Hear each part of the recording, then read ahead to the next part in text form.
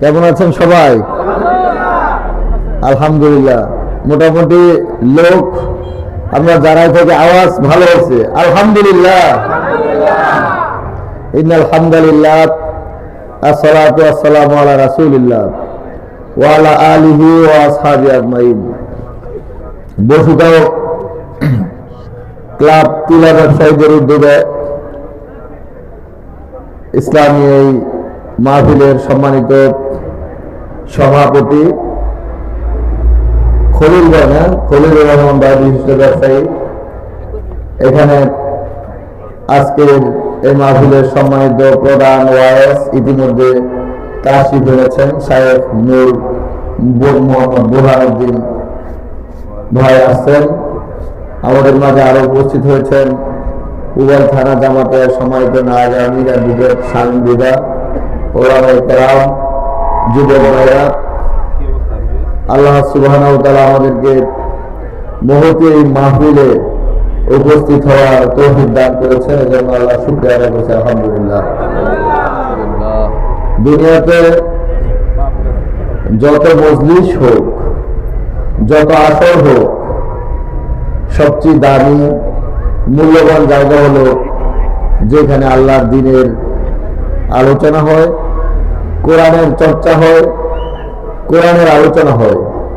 সেই মাহফিলটা হলো সবচেয়ে বেশি দামি, সবচেয়ে বেশি মূল্যবান।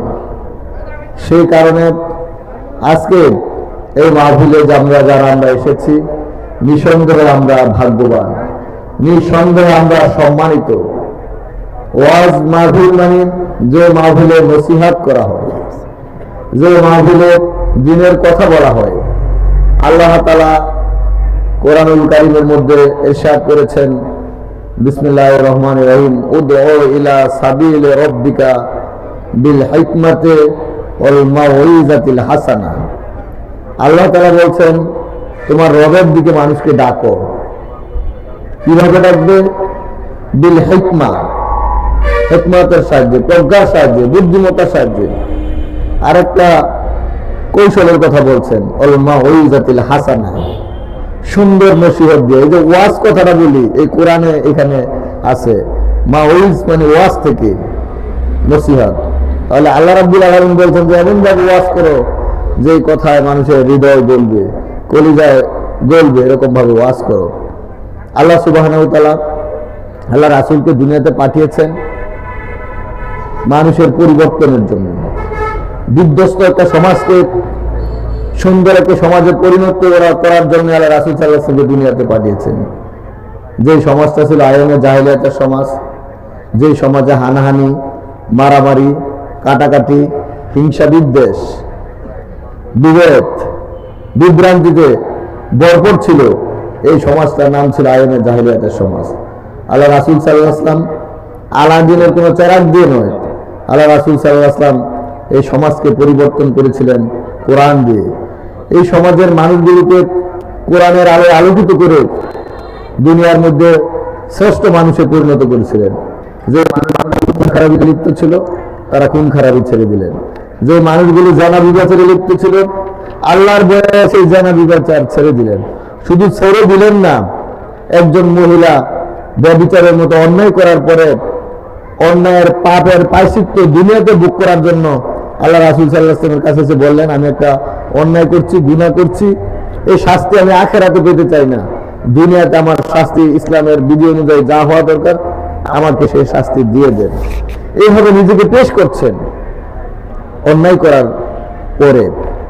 আপনারা জানেন যে আল্লাহ রাসূল সাল্লাল্লাহু আলাইহি ওয়াসাল্লাম মানুষগুলিকে এমন ভাবে নৈতিক দিক থেকে মোটিভেশন করছেন, নৈতিক দিক থেকে উন্নতির মানদণ্ড তাদেরকে তৈরি করেছিলেন। সেই মানুষগুলোকে মদ থেকে বিরত রাখার জন্য আইনের কোনো দরকার হয়নি। সেই মানুষগুলো স্বতঃস্ফূর্তভাবেই মদের মতো, মাদকের মতো যে মহামারী, সেটা তারা ফেলে দিল, দূরে ছেড়ে দিল। যেদিন চূড়ান্তভাবে মদ নিষিদ্ধ হলো, মদ ধাপে ধাপে নিষিদ্ধ হয়েছে, চূড়ান্তভাবে যেদিন মদ নিষিদ্ধ হলো, নিষিদ্ধের খবর শোনার সাথে সাথে যার বাড়িতে মদের মটকি ছিল, পাতিল ছিল, সেগুলি ফেলে দিলেন। যিনি হাতের মধ্যে গ্লাসের মধ্যে মদ নিয়েছেন, এটুকু বলেন নাই যে এক দুঃখে নেই শেষবারের মতো, ওই মুখের মধ্যে আর উঠেন না, সেখান থেকে ফেলে দিলেন। ইতিহাসের মধ্যে আছে যে চূড়ান্তভাবে মদ নিষিদ্ধ হওয়ার সাথে সাথে মক্কার অলিতে গলিতে মজুদ করা যে ঘরের ভিতরে মদগুলি ছিল বাড়িতে, এগুলি ফেলে দেওয়ার কারণে রাস্তাগুলি বন্যার পানির মতো বেশি গিয়েছিল। তাহলে কিভাবে মানুষকে তৈরি করেছিলেন? আজকের সমাজ ব্যবস্থাকে যদি আমরা উন্নত করতে চাই, তৈরি করতে চাই, তাহলে কোরআনের আলোকে, ইসলামের আলোকে এইভাবে আমাদের এই সমাজের মানুষগুলিকে তৈরি করতে হবে। আমাদের কর্মসূচির মধ্যে থাকতে হবে এই নৈতিকতার প্রশিক্ষণ।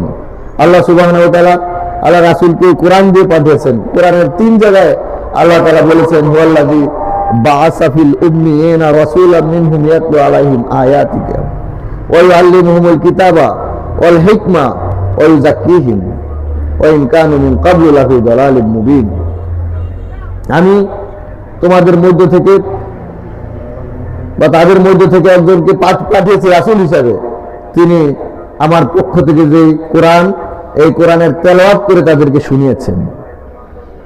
শুধু তেলাওয়াত করে শোনেন নাই, এই কোরআনের আলোকে জাকিহীন তাদেরকে পরিশুদ্ধ করেছেন, পবিত্র করেছেন, নৈতিকতার মানদণ্ড তাদেরকে উত্তীর্ণ করেছেন, যেটা আমরা রিফর্ম বলে থাকি। সংস্কারের কথা বলি না, সংস্কার শুধু মুখে বললে হবে না। কোরআনের মাধ্যমে সংস্কার, যে সংস্কার হয় সেই সংস্কার হবে সত্যিকারের সংস্কার। আল্লাহ রাসূল সাল্লাল্লাহু আলাইহি ওয়াসাল্লাম এইভাবেই কোরআন ভিত্তিক প্রশিক্ষণের মাধ্যমে যে মানুষগুলো অন্যায়ের সাথে, মাদকের সাথে, নানা জাতীয় অপরাধের সাথে জড়িত ছিল, সমাজের শ্রেষ্ঠ মানুষে উন্নীত হলেন এই জাকিহীন কোরআনের মাধ্যমে তাদেরকে পরিশুদ্ধ করার জন্য। ওয়াইউআল্লিমুহুমুল কিতাবা ওয়াল হিকমা, এবং কিতাব এবং হিকমত শিক্ষার দেন আল্লাহ রাসূল সাল্লাল্লাহু আলাইহি ওয়াসাল্লাম পাঠিয়েছেন। ওয়া ইন কানু মিন ক্বাবলু লাফি দালালিম মুবিন, এর আগে তোমরা কি ছিল? এর আগে ছিল সুস্পষ্ট গুমরাহির মধ্যে নিমজ্জিত ছিল। সুতরাং কোরআনের বাইরে যে দৃষ্টিভঙ্গি থেকে আমরা মানুষকে তৈরি করার জন্য চেষ্টা করি না কেন, সেই সমাজ পরিবর্তন হবে না। প্রতি বছর মাদককে নিয়ন্ত্রণ করার জন্য মাদক দিবস ও মাদক বিরোধী দিবস পালন করা হয়, তাই না? কিন্তু মাদক কি নির্মূল হয়? যত যাচ্ছে তত মাদক আরো বাড়তেছে। এই জন্য দরকার হবে নৈতিক প্রশিক্ষণের। কিছুদিন আগে নতুন গাজীপুরের কমিশনার মহোদয় আসছে, আমাদেরকে ডেকেছিল, সেখানে সবাই মাদকের সমস্যার নিয়ে কথা বলল। আমি বললাম, মাদককে নির্মূল করতে হলে শুধু আইন নয়, মাদককে নির্মূল করতে হলে মাদক যারা সেবন করে তাদের মধ্যে ইসলামী নৈতিকতা, দৃষ্টিভঙ্গি, তাদের মধ্যে আখিরাতের ভয়, জবাবদিহিতা তৈরি করতে হবে। আর মাদকের উৎস যে জায়গাগুলো থেকে মাদক সাপ্লাই হয়, সেগুলোকে চিরতরে বন্ধ করতে হবে, তাহলেই কেবল মাদক নির্মূল হবে। বাংলাদেশে যদি ইসলামী সরকার প্রতিষ্ঠিত হয়, তাহলে ইনশাল্লাহ বাংলাদেশে কোনো ধরনের মাদক, সন্ত্রাস, চাঁদাবাজ, দুর্নীতি, দুষ্কৃতিকারী কোনো কিছুই থাকবে না ইনশাল্লাহ। যদি বাংলাদেশে একটা ইসলামী রাষ্ট্র প্রতিষ্ঠিত হয়, আল্লাহ তাআলা ইসলামী রাষ্ট্র যারা প্রতিষ্ঠিত করবে তাদেরকে 4 দফা কর্মসূচি কোরআনের মধ্যে দিয়েছেন। সূরা হজের 41 নম্বরে আয়াত আল্লাহ বলছেন, ইন মাক্কান্নাহুম ফিল আরদে আকামুস সালাতা ওয়া আতুজ যাকাতা ওয়া আমরু বিল মারুফ ওয়া নাহা আনিল মুনকার। যদি আমি তাদের হাতে নেতৃত্ব দেই, ক্ষমতা দেই, তাহলে তারা 4টি কাজ করবে। 1 নম্বর কি? তারা নামাজ কায়েম করবে। 2 নম্বরে তারা যাকাত ভিত্তিক অর্থনীতি প্রতিষ্ঠিত করবে। 3 নম্বর তারা সৎ কাজের আদেশ দিবে এবং সমাজে যত ধরনের অন্যায় অপরাধ আছে সেইগুলো থেকে বিরত রাখার জন্য চেষ্টা করবে। এই 4 দফা সুনির্দিষ্ট কর্মসূচি ইস্তিহার আল্লাহ সুবহানাহু ওয়া তাআলা ইসলামী রাষ্ট্র এবং সরকারকে দিয়েছে। সুতরাং ভিন্ন কোনো ইস্তিহারের দরকার নাই।